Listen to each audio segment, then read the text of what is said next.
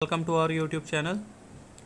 तो आज का हमारा टॉपिक है राष्ट्रीय शिक्षा नीति 2020 न्यू एजुकेशनल पॉलिसी 2020। ठीक है, और जो भी चैनल पर नए हैं वो चैनल को सब्सक्राइब कर लें और हमारे टेलीग्राम ग्रुप को ज्वाइन कर लें।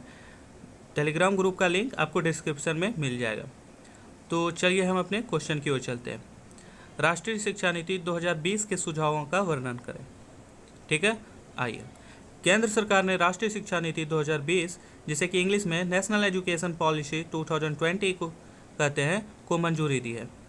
नई शिक्षा नीति 34 वर्ष पुरानी राष्ट्रीय शिक्षा नीति 1986 को प्रतिस्थापित करेगी, मतलब उसके जगह पर यह लागू हो जाएगी। ठीक है, और फिर है राष्ट्रीय शिक्षा नीति 2020 21वीं सदी की पहली शिक्षा नीति है।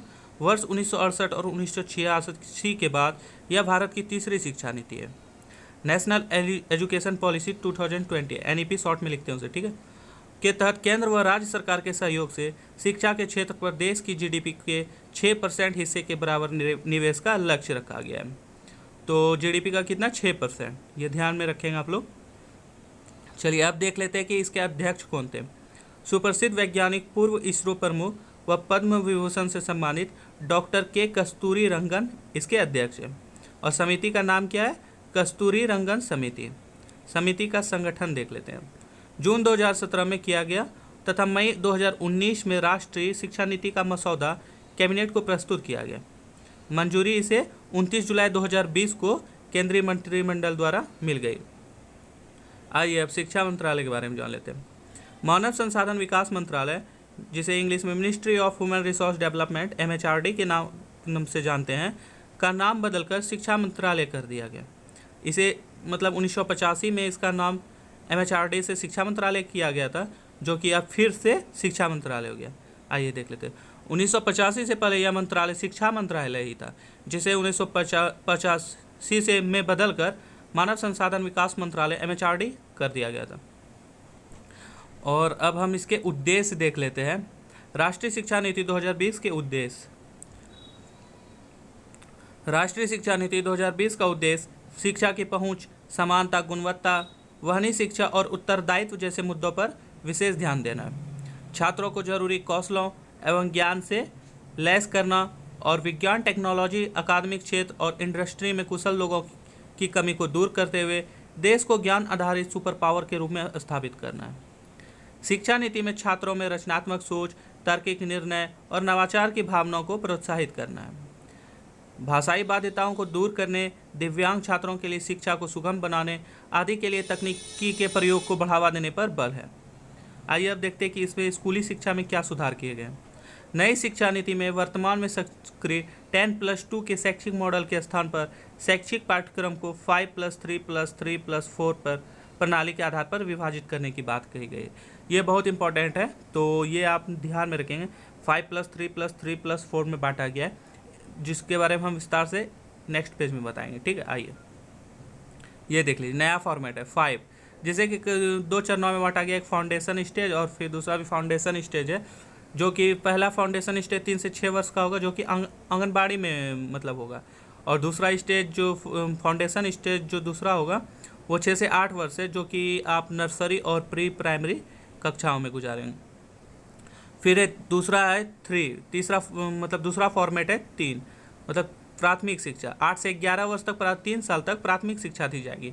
वो उसमें आपको कक्षा 3 से 5 तक प्राथमिक शिक्षा होगी। ठीक है, और फिर है 3 मध्यम स्तर, यानी कि 11 से 14 वर्ष 3 साल, कक्षा 6 से 8 की शिक्षा दी जाएगी।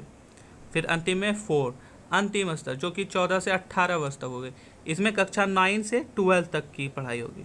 ठीक है, आगे बढ़ते हैं। फिर है आपका शिक्षण प्रणाली में सुधार। उच्चतर शिक्षा संस्थानों को उच्च गुणवत्तापूर्ण शिक्षण, अनुसंधान एवं सामुदायिक भागीदारी उपलब्ध करवाने के लिए उच्च साधन संपन्न एवं बहुविषयक संस्थानों में रूपांतरित किया जाएगा। ठीक है, दूसरा है, यहाँ पे नंबर करना मैं भूल गया हूँ, तो आप लोग कर सकते हैं। यहाँ ये फर्स्ट पॉइंट हुआ उच्चतर शिक्षा संस्थानों, और दूसरा ये पहले संस्कार सरकारी स्कूलों। तो पहले सरकारी स्कूलों में प्री स्कूलिंग नहीं होती थी। बच्चा 6 वर्ष की आयु से पढ़ना प्रारंभ करता था, लेकिन अब 3 वर्ष से ये शिक्षा early childhood care and education द्वारा प्रारंभ होगी। पहले जहां कक्षा 11 में 11 से विषय चुन सकते थे, अब छात्रों को कक्षा 9 से विषय चुनने की आज़ादी रहेगी। फिर है कक्षा 9 से 12 की पढ़ाई में किसी विषय के प्रति गहरी समझ तथा बच्चों की विश्लेषणात्मक क्षमता को बढ़ाकर जीवन में बड़े लक्ष्य निर्धारित करने के लिए प्रेरित किया जाएगा। फिर है 10वीं एवं 12वीं की बोर्ड परीक्षा में बदलाव कर अब वर्ष में 2 बार सेमेस्टर प्रणाली द्वारा ऑब्जेक्टिव और सब्जेक्टिव फॉर्मेट में परीक्षा आयोजित की जाएगी।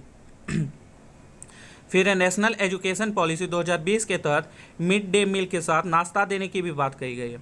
सुबह के समय पोषक नाश्ता अधिक मेहनत वाले विषयों की पढ़ाई में लाभकारी हो सकती है। ठीक है। फिर है आपका उच्च शिक्षा, हायर एजुकेशन के बारे में क्या बात कही गई है न्यू एजुकेशन पॉलिसी में, वो देख लेते हैं। ठीक है, आइए। बहुस्तरीय प्रवेश एवं निकासी, ये आपका मतलब कह सकते हैं टॉपिक है। तो इसमें देखिए क्या क्या दिया गया।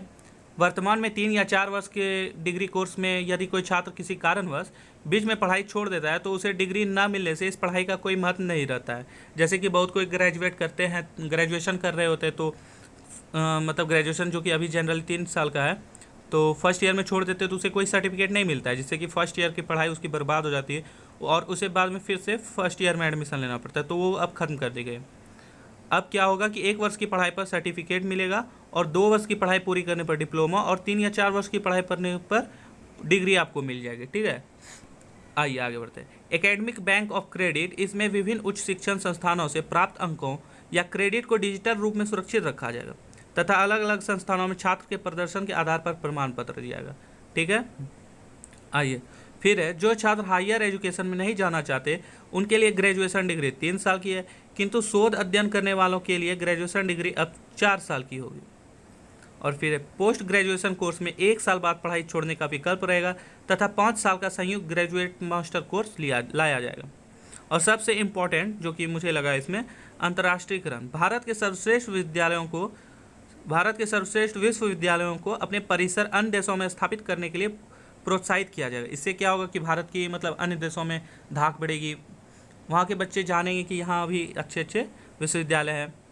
साथ ही विश्व के चुनिंदा विश्वविद्यालयों शीर्ष 100 में जो भी हैं को भारत में संचालित करने की अनुमति दी जाएगी।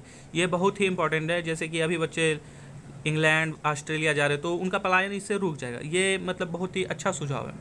वैसे तो इस सुझाव में और भी बहुत अन्य बातें हैं, लेकिन मैंने इंपॉर्टेंट जो अच्छा लगा मुझे, मैंने उसे कवर कर लिया है।